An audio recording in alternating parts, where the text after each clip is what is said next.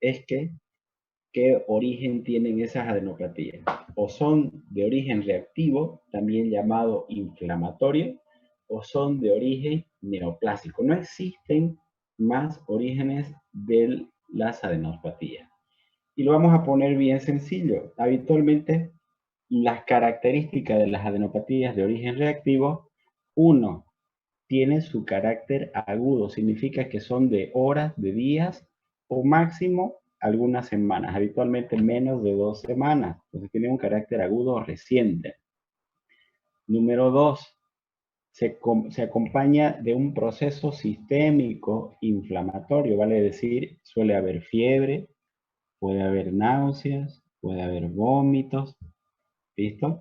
¿Qué otro dato se acompaña? Hago yo un laboratorio y voy a encontrar una leucocitosis o neutrofilia o linfocitosis, etc. Entonces tiene un compromiso sistémico y tiene un compromiso laboratorial.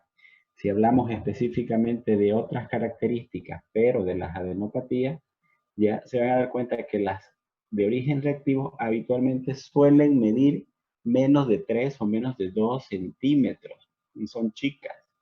Cuando la palpas, duele.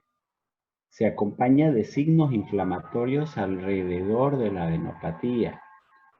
¿Ok? Entonces, y por lo general suelen ser únicas cuando son por secundarios a procesos inflamatorios, infecciosos, bacterianos, o pueden ser sistémicas cuando son por procesos virales sistémicos, como por ejemplo el citomegalovirus, el Epstein-Barr, el VIH, etc.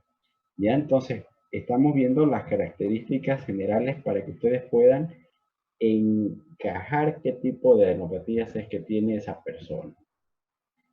Habitualmente las de origen reactivo, como les mencioné, o pueden ser bacterianas, víricas, parasitarias, por infiltración como la sarcoidosis, puede ser adenopatías, y el otro gran grupo son las de origen neoplásico. Cualquier tipo de neoplasia, sobre todo aquellas que comprometen el sistema linfático, son las que van a dar estas adenopatías. Vale decir, los linfomas principalmente y algunas leucemias linfocíticas. Entonces, miren ustedes, una de las características en relación al tamaño es que son menos de 2 centímetros. Ojo con lo que les voy a decir a continuación. En relación al tamaño de las adenopatías, no es fidedigno o al 100% este punto de corte que yo les pongo acá, que significa menor a 2 centímetros o mayor de 2 centímetros. ¿Listo? Entonces, grábense eso. Muchas adenopatías de origen neoplásico suelen ser de tamaño de 0.2 milímetros o 0.3 milímetros y el origen ser neoplásico. Ya entonces, de forma general, ustedes tienen que saber esa situación. Pero ustedes tienen que saber que aquellas adenopatías, en forma general, de forma general, cuando son más de 2 centímetros, son patológicas. Cuando me refiero al término patológico, estamos hablando de adenopatías de origen neoplásico. No vuelvo a repetir, no es una medida exacta, no significa todas las que son al 100% mayores a 2 centímetros ya es una neoplasia, porque hay neoplasias que tienen adenopatías de 2 milímetros, 3 milímetros, 4 milímetros, etc. Ustedes saben que existe la clasificación TNM de los tumores y el AN de nódulos, ¿cierto? Es la que está en relación a la presencia de adenopatías regionales. Y esas adenopatías regionales habitualmente suelen ser de pequeño tamaño. ¿Ok? Entonces, ese punto, por favor, a considerar. En relación a la localización, las que se localizan a nivel supraclavicular, mediastínicas y abdominales suelen ser neoplásicas en relación a las que suelen localizarse a nivel laterocervical y retrocervicales, que son más de origen reactivo. Ese también es otro punto importante. en resumidas cuentas, supraclavicular, tórax y abdomen, que son lugares inaccesibles a la palpación, pero se observan por estudios de imagen como tomografía, ganglios linfáticos mayores a 2 centímetros, listo, entonces debo pensar en que probablemente el origen sea neoplásico. En cambio, si son por lo general adenopatías que suelen ser palpables, como las laterocervicales o retrocervicales, el origen más es inflamatorio o infeccioso. ¿Listo?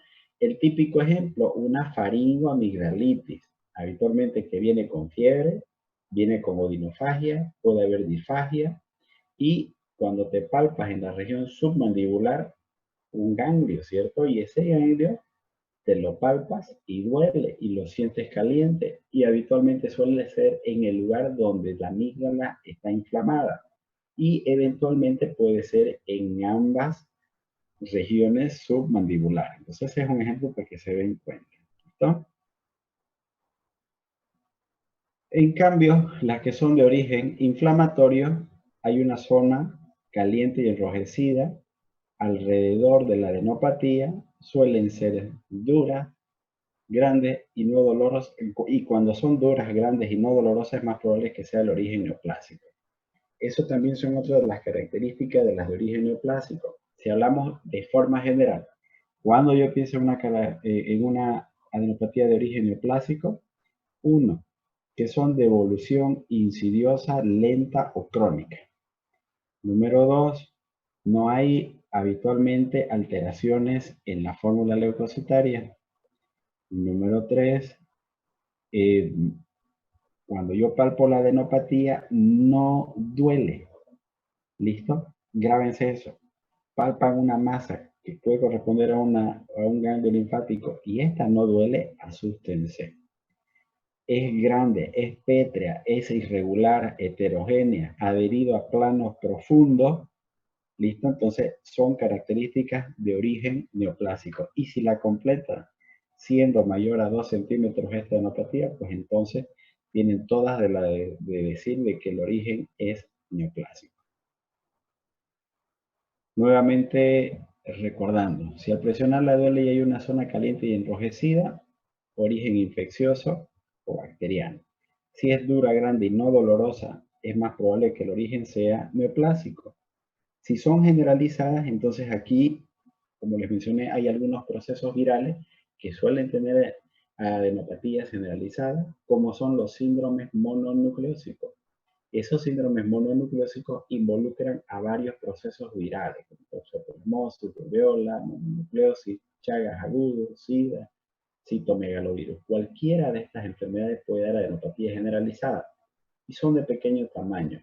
Hay axilares, hay laterocervicales, hay inguinales, hay epitrocleares, etc.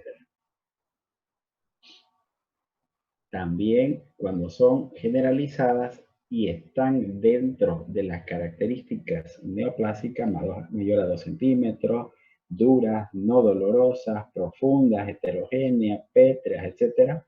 Las neoplasias hematológicas son las que están en este grupo también. Y entonces ahí están los síndromes linfoproliferativos y están el linfoma no Hodgkin y la enfermedad de Hodgkin. Las enfermedades no autoinmunes también, el lupus, artritis reumatoidea o la poliarteritis nodosa. ¿Cómo se hace el diagnóstico de una adenopatía? Primero, conociendo a través de la anamnesis las características clínicas que me reporta el paciente. Segundo, a través de la exploración física, yo palpar qué tipo de adenopatías son.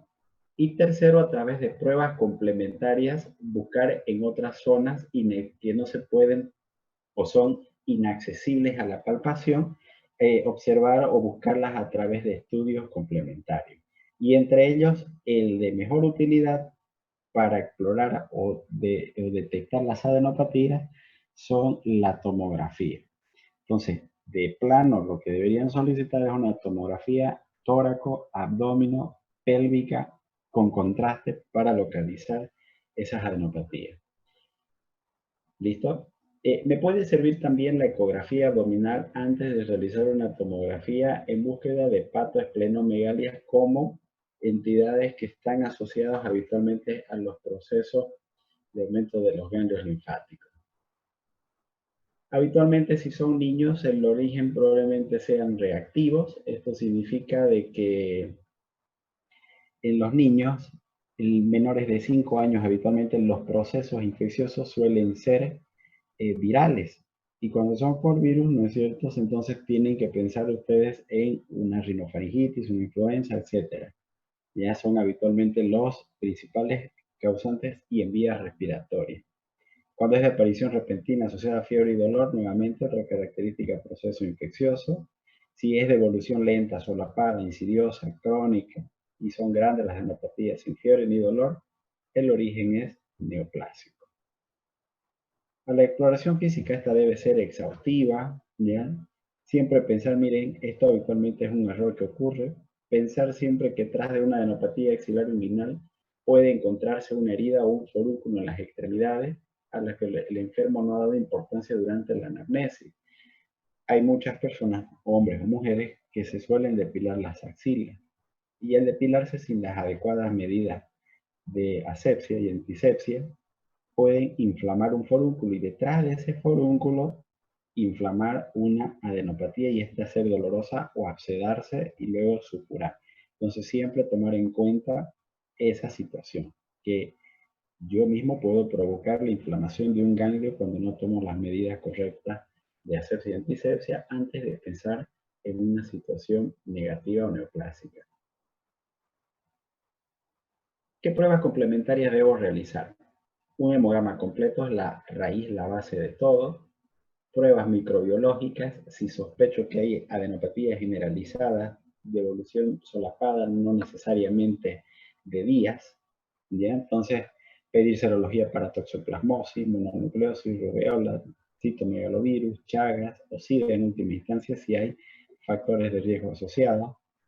Las pruebas que le acabo de mencionar para lugares que es inaccesible a la palpación, sobre todo tórax y abdomen, y la radiografía de tórax que también me sirve, si es que yo todavía no he accedido a realizar la tomografía. Pero la radiografía no me sirve para ir a buscar adenopatía, sino que me sirve para buscar ensanchamiento del mediastino, ya que el ensanchamiento del mediastino suele ir acompañado de algunas patologías o asociadas a otras patologías. El diagnóstico exacto siempre lo va a dar la anatomía patológica y lo ideal es realizar el estudio de anatomía patológica del ganglio que está afectado. Significa el ganglio centinela o el de mayor pronunciamiento. Miren, si se dan cuenta acá en esta imagen, todos es una red organizada, ¿no es cierto?, del sistema linfático donde uno es el más significativo.